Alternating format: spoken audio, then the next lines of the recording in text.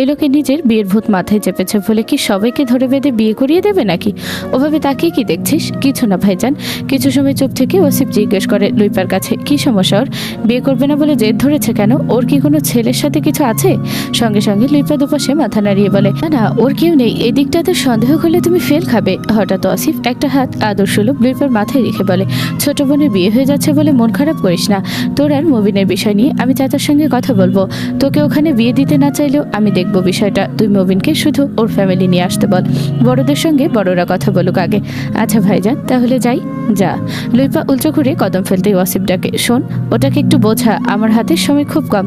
ও যেন নাটকে একটু কম করে। মেজর ওয়াসিফ বলছি, তোমার ছুটির দরখাস্ত না হওয়ার পরও তুমি এভাবে ছুটি কাটাতে পারো না ওয়াসিফ। ফোনের ওপাশে থাকা কণ্ঠস্বরের নিরুত্তাপ ফুটে উঠেছে তার কথায়। ওয়াসিফ লম্বা দম ফেলে ধীর কণ্ঠে তবে গম্ভীর হয়ে বলে, আমি দুঃখিত, তবে আমি খুব শীঘ্রই ফিরবো। তোমার মতো একটা মানুষের কাছ থেকে এরকমটা কখনো আশা করিনি ওয়াসিফ। এ ধরনের মনোবল দিয়ে দেশের প্রতি দায়িত্ব কর্তব্য থেকে পালিয়ে যেতে পারো না। আমি পালিয়ে যাইনি স্যার, আমি পালাবার জন্য এই পেশায় যুক্ত হইনি। তুমি চেঁচিয়ে বললেও তোমার ডিপার্টমেন্টের সেনারা বুঝেছে মেজর সাহেব ওয়াসিফ ভয় পেয়ে পালিয়ে গেছে। তোমার এভাবে চলে যাওয়াটা ওরা মানতে পারছে না। আমি ফিরবো স্যার। কবে, কখন? আগামীকাল ফিল্ডে আমাকে পাবেন। আর যদি না পাই তবে আপনাদের ধারণা সত্যি হবে ওয়াসিফ সত্যি পালিয়েছে। আই হোপ এরকম যেন না হয়। তুমি জানো এই মিশনটা আমাদের দেশের জন্য কতটা গুরুত্বপূর্ণ। ইয়েস স্যার, রাখছি, আল্লাহ হাফেজ। ফোন কল কাটতেই কেটে ইজি চেয়ারটাতে গায়ে নিয়ে বসে ওয়াসিফ। ফোনের সাইড বাটনে চেপে সময় দেখে রাত 2:02। ফোনের কল লিস্টে ঢুকে কল দিতেই ওপাশ থেকে কেউ কলটা রিসিভ করতেই ওয়াসিফ অন্য সব কথা বাদ দিয়ে বলে, কাজে নিয়ে সোজা আমাদের বাড়িতে আয়। ঘুমের মধ্যে আচমকা এমন জরুরি তলব দেখে ওপাশে থাকা সারহান হতবাক। চট করে বিছানা ছেড়ে উঠে বসলো বেচারা। ঘটনা কিছুই বুঝে উঠতে পারছে না। সারহানের গ্রামের বাড়ি আর ওয়াসিফের গ্রামের বাড়ি একই জেলায়, পাশাপাশি দুটো গ্রামে। বেচারা লম্বা ছুটি পেয়ে বউ নিয়ে সব এসেছে বেড়াতে। ও বলে, তোর কি মাথা খারাপ হয়েছে ওয়াসিফ? এত রাতে কাজে ডেকে কি করবি? খুবই শান্ত কণ্ঠে ওয়াসিফ জবাব দেয়, বিয়ে করব। কাকে? মুমতাহিনাকে। এবার সারহান গা কাঁপিয়ে হো হো করে হেসে ওঠে, বলে, ভাই বিয়ে করবি তবে ধীরে সুস্থে কর। মেয়ে তো আর তোর বাড়ি থেকে পালিয়ে যাচ্ছে না, তোরই চাচাতো বোন। সারহানের কথা শেষ হওয়ার আগেই ওয়াসিফ চেঁচিয়ে ওঠে, আহাম্মক, আমার ছুটি কি তোর দাদা এসে দিয়ে যাবে?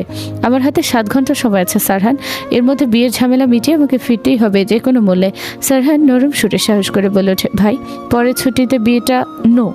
ওকে, কিন্তু এত রাতে কাজে কই পাবো আমি? ম্যানেজ কর। এত রাতে আসতে না চাইলে এমন বাড়িয়ে দিস। ওয়াসিফ বলে কলটা কাটতেই সারহান চটজলতেই বিছানা ছেড়ে উঠে রেডি হয়। এত রাতে সারহানকে রেডি হতে দেখে ওর ওয়াইফ ইরিনা বলে, কে কল করেছিল? এত রাতে কোথায় যাও তুমি? সারহান শার্টের বোতাম দিতে দিতে বলে, যাচ্ছে এক পাগলের সঙ্গে সাই দিতে, নিজেও পাগল হতে। ইরিনা বুঝলো না হেয়ালি কথা, কি সব বলো? ফিরে এসে বিস্তারিত বলছে, আপাতত হাতে সময় নেই, তবু শোনো, মেজর সাহেব ওয়াসিফের বিয়ে দিতে যাচ্ছি। ইরিনা অবাক হয়, এত রাতে কে বিয়ে করে? ওই পাগলে করবে। সারহান বিছানা থেকে ফোন তুলে পকেটে নিতে নিতে বলে, সাবধানে থেকো, আমি সকালের দিকে ফিরবো। বলেই হনহন করে বেরিয়ে যায় সারহান। তাকে দেখে বোঝা যাচ্ছে ভীষণ তাড়াহুড়োর মধ্যে তার।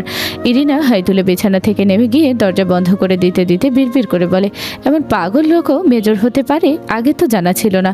হুট করে বলিষ্ঠ দেহ চেয়ারটা ছেড়ে উঠেই লম্বা কদমে পা ফেলে মায়ের ঘরের সামনে দাঁড়িয়ে চওড়া গলায় ডাকে, আম্মা, আম্মা। 2 ডাক কানে যেতেই ঘুম ভেঙে ওঠে শাহিনুর। দরজা খুলতেই ওয়াসিফ বলে, খুব বেশি আয়োজন করার মতো সময় তোমাদের দিতে পারছি না বলে দুঃখিত। আমি বিয়েটা এখনই করব। মুমতাহিনীকে ডেকে ওঠাও তাড়াতাড়ি।